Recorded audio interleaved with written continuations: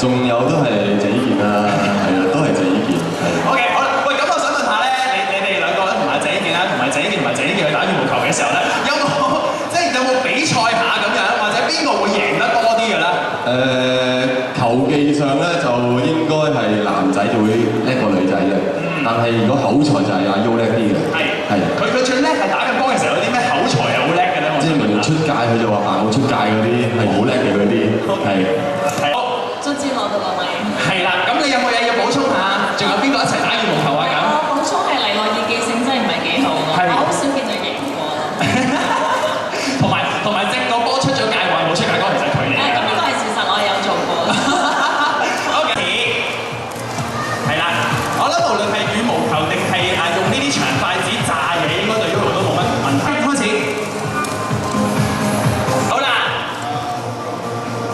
咦，果然係，但係夾錯咗唔得嘅，夾翻轉頭啊嚇，冇 logo 嗰啲要夾翻轉頭㗎。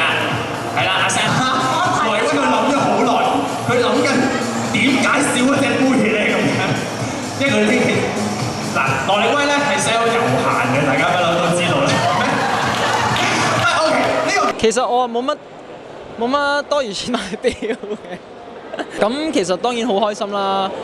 即係其實我出嚟活動嘅目的，除咗係即係做嘢啦，為品牌宣傳啦，其實當然係要希望可以借機會可以照顧到一班支持你嘅朋友，佢哋有咩需求，你都盡量去滿足。有啲就其實好代表到隻碟個成個嗰個主題咯。咁個主題其實就係紅不紅啦。即係我覺得襯翻我個人，即係襯翻我個人去寫歌，其實係想寫啲有意義，想寫啲有意義嘅作品嘅，能夠代表到自己，代表到嗰個時期嘅一啲作品係有意義嘅。就並我覺得我個人係咁樣幾高，係就係幾高啦。即係我覺得我嘅自信喺呢方面係好足夠，就唔需要去。所以所以就算衣着點樣都好，我都會覺得自己個自信喺內心裏邊係覺得自己舒服，有信心。